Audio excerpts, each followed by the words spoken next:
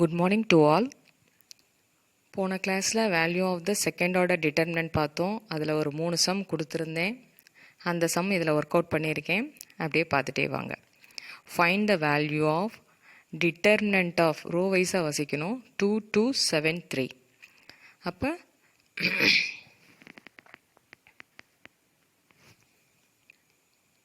அந்த சம் எப்படி போடுறதுன்னு பாருங்கள். ஃபஸ்ட்டு சொல்யூஷன் எழுதியிருக்கோம் பார்த்தீங்களா? அப்போ தமிழில் சொன்னால் தீர்வு.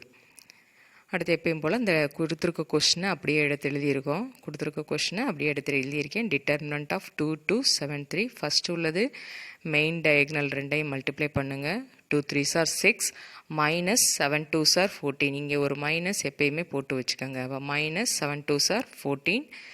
அப்போ 6 மைனஸ் 14 ஈக்குவல் டு மைனஸ் 8. அதாவது 6 மைனஸ் 14 அப்படின்றப்ப எந்த நம்பர் பெரிய நம்பர் பாருங்கள், 14 தான் பெரிய நம்பர். அப்போ அதற்குரிய சைன் என்ன அப்படின்னா மைனஸ், அந்த சைனை இங்கே போட்டிருக்கோம், அவ்வளோதான். அடுத்த second sum, find the value of determinant -1 2 5 -3. அதே மாதிரி தான் மேலே ஒரு மைனஸ் அசியூம் பண்ணிக்கோங்க. ஃபஸ்ட்டு மெயின் டயகனல் ரெண்டையும் மல்டிப்ளை பண்ணுங்கள். -1 × -3 +3. ஏன்னா மைனஸ் இன்ட்டு மைனஸ் என்ன ஆயிரும், ப்ளஸ்ன்னு ஆயிரும். அடுத்தது இங்கே உள்ள மைனஸ் அப்படியே போட்டுறணும். இங்கே உள்ள மைனஸ் இங்கே நடுவில் வந்துடும். அடுத்தது இந்த டயகனல் ரெண்டையும் மல்டிப்ளை பண்ணுறப்ப 5 2s are 10. அப்போ 3 - 10 = -7.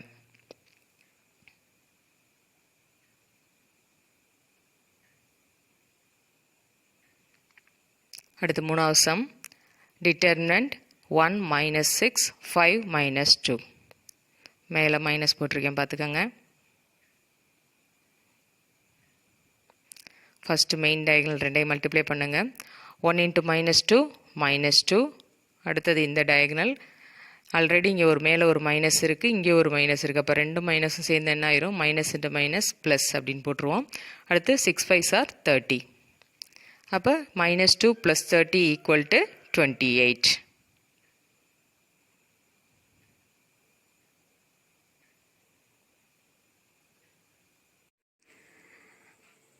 Cofactor of a element of a determinant. Cofactor of a element of a determinant is the value of the minor with the sign. நம்ம ஏற்கனவே பார்த்தோம் மைனர் எப்படி கண்டுபிடிக்கிறது அப்படின்னு பார்த்தோம். அதோட என்ன சேருது அப்படின்னா ஒரு சைன் மட்டும் நம்ம இந்த இதில் சேரும். The sign is determined by -1 the whole power I plus j when the element is in the ith row and jth column. நம்ம ஏற்கனவே பார்த்த மைனரோட சைன் சேரும். அந்த சைன் எப்படி நம்ம கால்குலேட் பண்ணுறதுன்னு பாருங்கள். இப்போ ஃபஸ்ட்டு இடத்துல A11. இப்போ ஃபஸ்ட் எலமெண்ட் எடுக்கிறோம். இந்த இடம் என்ன அப்படின்னா A11 அப்படின்னு சொல்லுவோம். அந்த எலமெண்ட் இருக்கிறத A11 அப்படின்னு சொல்லுவோம். அப்போ A11 அப்படிங்கிறது எதை குறிக்குது அப்படின்னா ஐத் row, first row first column அப்படின்றத குறிக்குது. First row and then first column அப்படின்றத தான் இந்த மென்ஷன் பண்ணுறது இந்த A11 அப்படின்றது. அப்போ A11 அப்படின்றப்ப -1 the whole power 1 + 1. ஏன்னா I + jன்னு சொல்லியிருக்கோமா ஃபார்முலா, இதுதான் நம்மளுக்கு அந்த ஃபார்முலா அப்படி. அப்போ -1 the whole power என்ன ஆயிரும், -1 the whole power 2ன்னு வரும். அப்போ -1 ஸ்கொயர் பண்ணால் என்ன கிடைக்கும், +1. அப்போ அந்த ப்ளஸ்ன்ற சைன் தான் அந்த இடத்துல வந்திருக்கும். அதே டேர்ம் அடுத்தது பாருங்கள், ரெண்டாவது டேர்ம் பாருங்கள். அப்போ A12. அப்போ A12. அப்போ A12 அப்படின்றப்ப ஃபஸ்ட் ரோ செகண்ட் காலம். அப்போ ஃபஸ்ட் ரோ செகண்ட் காலத்தை குறிக்குது இது. First row second column. அப்போ அதை எப்படி எழுதுவோம் அப்படின்னா -1 the whole power 1 + 2. 1 + 2. அப்போ -1 the whole power 1 + 1 2 is 3. அப்போ 3. அப்போ -1 the whole power 3 which is equal to -1. ஏன்னா -1 3 தடவை மல்டிப்ளை பண்ணுங்கள். இப்போ மைனஸ் இன்ட்டு மைனஸ் ப்ளஸ், ரெண்டு மைனஸ் சேர்ந்தால் ப்ளஸ் ஆகும், தனியாக ஒரு மைனஸ் நிற்கும். அப்போ அந்த மைனஸ் அப்படின்றது அந்த -1 அப்படின்னு ஆகும். ப்ளஸ் -1 × +1 அப்போ என்ன ஆயிரும், -1 அப்படின்னு நம்மளுக்கு கிடைக்கும். அவ்வளோதான். அப்போ அதனால தான் என்ன பண்ணியிருக்கோம், அந்த ரெண்டாவது அந்த இடத்துல நான் என்ன சைன் பண்ணியிருக்கேன், மைனஸ் அப்படின்னு போட்டிருக்கோம். அடுத்தது அதே மாதிரி மூணாவது டேர்ம் பாருங்கள். ஃபஸ்ட் ரோவில் தேர்ட் எலமெண்ட் A13 அப்படின்னு சொல்லுவோம். அப்போ அந்த இடத்துல என்ன ஆயிரும், ப்ளஸ் வரும். அடுத்தது ஆல்டர்னேட்டு மைனஸ் ப்ளஸ் மைனஸ். அடுத்த டேர்ம் மூணாவது ரோ பாருங்கள் ப்ளஸ் மைனஸ் ப்ளஸ். இப்போ இப்படி தான் நம்மளுக்கு இந்த எலமெண்ட் வந்து சைன் எல்லாமே மாறுது. நீங்கள் இந்த அளவுக்கு ஃபுல்லாகவே நம்ம A11 A12 அதெல்லாம் நீங்கள் ஞாபகத்தில் வச்சுக்க வேண்டாம். டிட்டர்மினன்ட் அப்படின்னாவே ஃபஸ்ட் ரோ ஃபுல்லாக என்ன இருக்கும் அப்படின்னா first plus, first term plus, அடுத்தது மைனஸ், அடுத்தது ப்ளஸ். அதற்கடுத்து அப்படியே ஆல்டர்னேட்டாக என்ன ஆகும், ப்ளஸ்ஸுக்கு அடுத்து என்ன டேர்ம் அப்படின்னா மைனஸ் ப்ளஸ் மைனஸ். அடுத்த டேர்ம் மைனஸில் முடியுது, அடுத்த டேர்ம் என்ன ஆரம்பிக்கும் அப்படின்னா plus minus plus.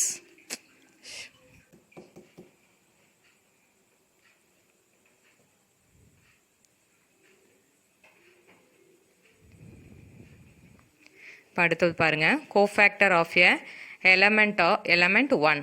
cofactor of a element 1. cofactor of a element 1. அப்போ நம்ம ஏற்கனவே கண்டுபிடிச்ச மைனரோட சைனை சேர்க்கிறது தான் இந்த இடத்துல நம்ம பார்க்குறோம். அப்போ 1 அப்படின்றப்போ 1 எங்கே இருக்குன்னு பார்த்துக்கோங்க. அந்த 1 அப்படியே ரவுண்ட் அப் பண்ணிக்கோங்க. அப்போ அந்த இடத்துல என்ன சைன் சொன்னோம், ப்ளஸ்ஸு, அதனால் ப்ளஸ் போட்டுக்கோங்க. அந்த ரோ அந்த காலம் அதை அப்படியே மறைச்சிக்கோங்க. இப்போ மிச்சம் உள்ள எலமெண்ட்டை நம்ம எப்பயும் போல் மைனர் போடுற மாதிரி போட்டுருவோம். டிட்டர்மினண்ட்டில் -2 2 7 -9. அப்போ -2 × -9 இஸ் 18. 18 மைனஸ் அடுத்த டேர்ம் என்ன சொல்லியிருக்கோம், இந்த ரெண்டு டயக்னலும் 7 2s ஆர் இந்த ரெண்டு டயக்னலும் மல்டிப்ளை பண்ணுங்கள். 7 2s ஆர் 14. அப்போ 18 - 14 which is equal to 4ன்னு கிடைக்கும் நம்மளுக்கு இங்கே. இதே இது அடுத்த டேர்ம் பாருங்கள், cofactor of a element 4. cofactor of element 4 எங்கே இருக்குன்னு பாருங்கள், செகண்ட் ரோவில் ஃபஸ்ட்டு காலத்தில் இருக்குது. அப்போ அந்த ரோவையும் அந்த காலத்தையும் மறைச்சிருங்க. மறைச்சிட்டோம் அப்படின்னா அந்த இடத்துக்கு என்ன சைனுன்னு பாருங்கள், மைனஸ். அப்போ அந்த சைனை இங்கே எனக்குள்ளே போட்டிருக்கோம், முன்னாடி போட்டிருக்கோம். மைனஸ்ன்றது சின்னதாக தெரியுது, அதை கொஞ்சம் பார்த்துக்குங்க. முன்னாடி ஒரு மைனஸ், அப்புறம் டிட்டர்மினண்ட்டில் -3 5 7 -9 அதை அப்படியே எடுத்து எழுதிக்கிறோம். ஃபஸ்ட்டு என்னது, மெயின் டயக்னல் மல்டிப்ளை பண்ணுங்கள். 3 9s R 27. Minus into minus என்ன ஆயிரும், ப்ளஸ்ன்னு வந்துட்டு +27 தான். இப்போ வெளியில் ஒரு மைனஸ் ஆல்ரெடி இருக்கும், இந்த முன்னாடி இருக்கக்கூடிய மைனஸ் அது அப்படியே இருக்கும். ப்ராக்கெட்டுக்குள்ளே 27 மைனஸ், எப்பயுமே இந்த இடத்துல ஒரு மைனஸ் ஞாபகத்தில் வச்சுக்கோங்கன்னு சொல்லியிருக்கேன். மைனஸ் இந்த ரெண்டு நம்பரையும் மல்டிப்ளை பண்ணுங்கள், 35. அப்போ உள்ளே உள்ளதை சப்ராக்ட் பண்ணோம்னா ப்ராக்கெட்டுக்குள்ளே உள்ளது சப்ராக்ட் பண்ணிங்கன்னா -8. ஆல்ரெடி வெளியில் ஒரு மைனஸ் இருக்குது. அப்போ மைனஸ் இன்ட்டு மைனஸ் என்ன ஆயிரும், +8 அப்படின்னு கிடைக்கும் நம்மளுக்கு.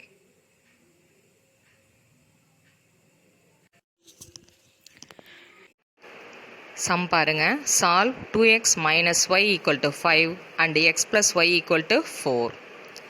இந்த மாதிரி ஈக்குவேஷன் சால்வ் பண்ணுறது ஆல்ரெடி நீங்கள் 10th பார்த்துருப்பீங்க.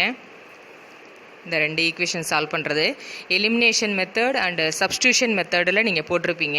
ஆனால் நம்ம இங்கே என்ன பண்ண போகிறோம் அப்படின்னா கிராமர் ரூலை யூஸ் பண்ணி நம்ம பார்க்க போகிறோம். அதே மாதிரி ஃபஸ்ட்டு இந்த கிராமர் ரூல் அப்படின்றது தெரிஞ்சிருக்கிறதுக்கு முன்னாடி இன்னொன்று என்ன தெரிஞ்சுக்கணும் அப்படின்னா ஹோமோஜீனியஸ் ஈக்குவேஷன், நான் ஹோமோஜீனியஸ் ஈக்குவேஷன். ஹோமோஜீனியஸ் அப்படின்னா ஈக்குவல்ட்டுக்கு இந்த ரெண்டு ஈக்குவேஷன் இருக்குது பார்த்தீங்களா, ஈக்குவேஷனில் ஈக்குவல்ட்டுக்கு இங்கிட்ட என்ன டேர்ம் இருக்கும் அப்படின்னா இந்த ஹைலைட் பண்ணியிருக்கேன் பார்த்தீங்களா, அதில் 0 இருக்கும். நான் ஹோமோஜீனியஸ் ஈக்குவேஷன் அப்படின்றப்போ 5 4 அப்படின்ற டேர்ம்ஸ் நம்பர்ஸ் இருக்கும் ஈக்குவல்ட்டுக்கு எங்கிட்ட. இப்போ இதில் பாருங்கள், இப்போ நம்ம கிராமர் ரூல் என்ன அப்படின்றத பாருங்கள். கிராமர் ரூல் அப்படின்றப்ப அது எதில் யூஸ் பண்ணுறோம் அப்படின்னா கிராமர் ரூல் ஃபார் நான் ஹோமோஜீனியஸ் ஈக்குவேஷன் ஆஃப் 2 unknowns. இந்த நான் ஹோமோஜீனியஸ் ஈக்குவேஷன் என்ன சொன்னேன் நான் ஆல்ரெடி, இந்த ஈக்குவேஷனுக்கு இங்கிட்டு நம்பர் இருக்கிற டேர்ம். அப்போ 5 4 ஹைலைட் பண்ணியிருக்கேன் பார்த்தீங்களா, அந்த மாதிரி நம்பர் இருக்கிறது.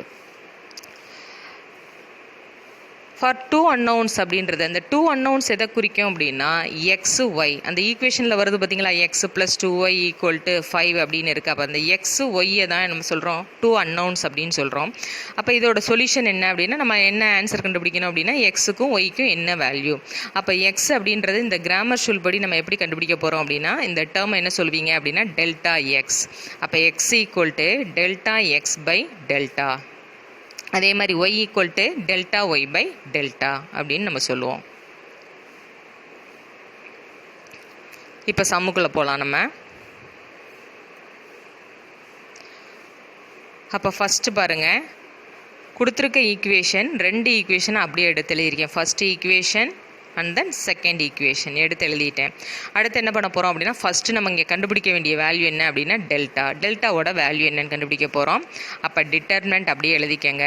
அப்போ அங்கே வேல்யூஸ் எழுதியிருக்கோம், அதுக்கு மேலே எக்ஸ் ஒய்ன்னு எழுதியிருக்கேன் பார்த்தீங்களா. அப்போ எக்ஸுன்றது எதை குறிக்குது அப்படின்னா எக்ஸோட கோஎஃபிஷியன்ட். கொடுத்துருக்க ஈக்குவேஷனில் எக்ஸோட கோஎஃபிஷியன்ட் என்ன அப்படின்னீங்கன்னா, ரெண்டு ஈக்குவேஷன்லேயும் பாருங்கள் 2 கீழே என்ன இருக்குது, மேலே உள்ள ஈக்குவேஷனில் 2, கீழே உள்ளதில் எக்ஸுக்கு முன்னாடி நம்பர் இல்லை அப்படின்னா என்ன அர்த்தம், அந்த இடத்துல 1ன்னு அர்த்தம். அப்போ 2 1 எக்ஸோட கோஎஃபிஷியன்ட். அடுத்தது பாருங்கள் ஒய்யோட கோஎஃபிஷியன்ட். இந்த ஃபஸ்ட்டு இதில் என்ன இருக்குது, ஈக்குவேஷனில் ஒய்க்கு முன்னாடி என்ன இருக்குது அப்படின்னா 1 இருக்கதா அர்த்தம். முன்னாடி என்ன சைன் அப்படின்னா -1. அப்போ -1, கீழே பாருங்கள் 1ன்றதுனால 1, ஒய் மட்டும் இருக்கிறதுனால அந்த இடத்துல என்ன போடுறேன், 1ன்னு போடுறேன். இப்போ ஆஸ் யூஷுவல் நம்ம எப்பயும் போல் value of the two cross value of the second order determinant கண்டுபிடிக்க வேண்டியதான். அப்போ ஃபஸ்ட்டு மெயின் டயகனல் ரெண்டையும் மல்டிப்ளை பண்ணுங்கள். 2 1s are 2. அடுத்தது நம்ம எப்பயுமே இங்கே ஒரு மைனஸ் போடுவோன்னு சொல்லியிருக்கேன். அப்போ இந்த ரெண்டு டேர்மையும் மைனஸ் இன்ட்டு மைனஸ் என்ன ஆயிரும், plus 1 × 1 1 which is equal to 2 + 1 is equal to 3. அதுதான் இங்கே கண்டுபிடிச்சிருக்கோம் ஃபஸ்ட்டு டேர்ம். அடுத்தது பாருங்கள், ரெண்டாவது வந்து டெல்டா எக்ஸ். அப்போ டெல்டா எக்ஸ், அப்போ டெல்டா எக்ஸ் அப்படின்றப்ப பாருங்கள் டிட்டர்மினன்ட் போட்டுக்குங்க.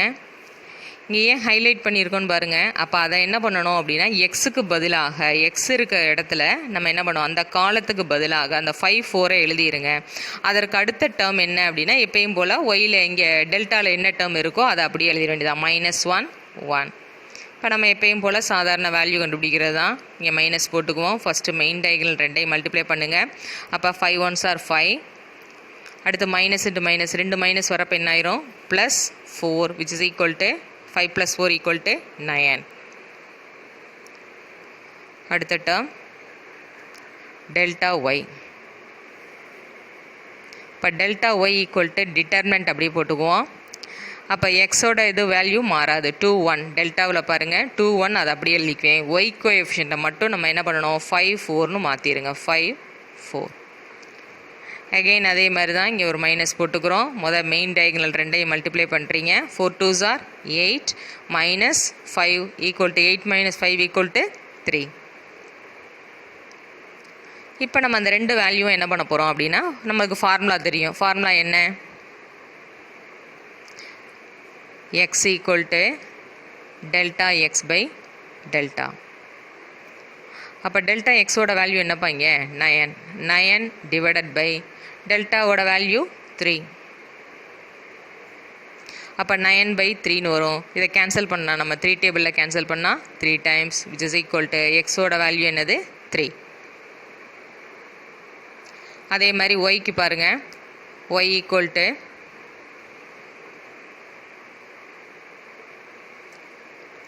Delta y by delta. Delta y என்ன நம்மளுக்கு 3 டிவைடட் பை 3, அப்படியே கேன்சல் பண்ணால் 1 டைம். அப்போ ஒய்யோட வேல்யூ 1 அப்படின்னு நம்மளுக்கு இங்கே கிடச்சிரும்.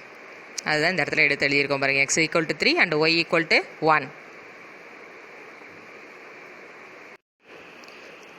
இப்போ நம்ம போட்ட ஆன்சர் ரைட்டா அப்படின்னு எப்படி வெரிஃபை பண்ணலாம் அப்படின்னா, எக்ஸுக்கு பதிலாகவும் ஒய்க்கு பதிலாகவும் என்ன பண்ணுங்கள் அப்படின்னா, நம்ம கண்டுபிடிச்ச வேல்யூவை கொடுத்துருக்க ரெண்டு ஈக்குவேஷன் இருக்கா, ரெண்டு ஈக்குவேஷன் இருக்குது. அப்போ ஏதாவது ஒரு ஈக்குவேஷனில் அந்த எக்ஸோட வேல்யூவையும் ஒய்யோட வேல்யூவும் சப்ஸ்டியூட் பண்ணுங்கள். நான் எடுத்துக்கிட்டது இங்கே ஃபஸ்ட் ஈக்குவேஷன் 2x - y = 5. அப்போ 2 × எக்ஸுக்கு பதிலாக என்ன சப்ஸ்டியூட் பண்ணியிருக்கேன் 3 மைனஸ் ஒய்க்கு பதிலாக 1. அப்போ 2 3s are 6 6 - 1 = 5. அப்போ 5 = 5 which is LHS and RHS are equal here.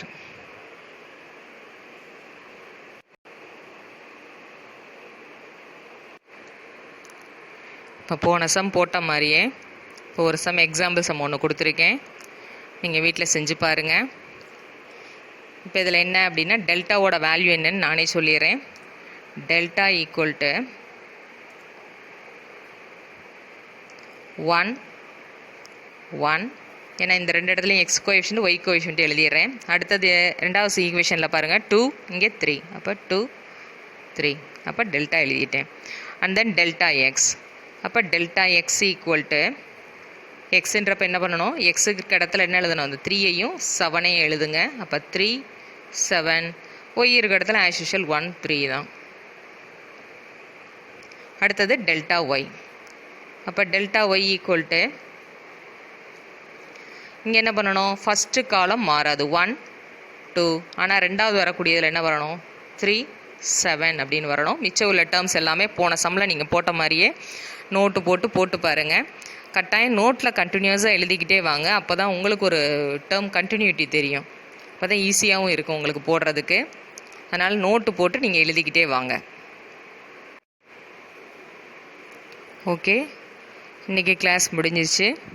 இப்போ இதில் நம்ம என்ன பார்த்தோம் அப்படின்னா, கிராமர் ரூலை யூஸ் பண்ணி ஒரு 2x2 மேட்ரிக்ஸில் நம்ம எப்படி போடுறது அப்படின்றத செம்ம பார்த்தோம். டிட்டர்மெண்ட் யூஸ் பண்ணி எப்படி போடுறதுன்னு பார்த்தோம். அடுத்த இதில் என்ன பண்ணலாம் அப்படின்னா, இதே இது கொஞ்சம் இம்ப்ரூவ் ஆகி 3x3 டிட்டர்மெண்ட் பார்க்க போகிறோம். அப்போ அங்கே என்ன ஆகும் அப்படின்னா, இதே கிராமர் ரூலை யூஸ் பண்ணி 3x3 டிட்டர்மெண்ட்டில் எப்படி சம் போடுறதுன்னு பார்க்கலாம். அதுதான் உங்களுக்கு பார்ட் சி சம்மு. இது நம்மளுக்கு பார்ட் பி சம்மில் கேட்கக்கூடிய கொஸ்டின். இப்போ நம்ம போட்டு பார்த்தோம் பார்த்தீங்களா, அது எல்லாமே பார்ட் பியில் போட்ட சம்மு. அடுத்து வந்து கால்குலேட்டர் வந்து இது பண்ணி வச்சுக்கோங்கப்பா. கால்குலேட்டர் பழைய கால்குலேட்டர் இருக்குதுன்னா இது பண்ணி வச்சுக்கோங்க, ரெடி பண்ணி வச்சுக்கோங்க.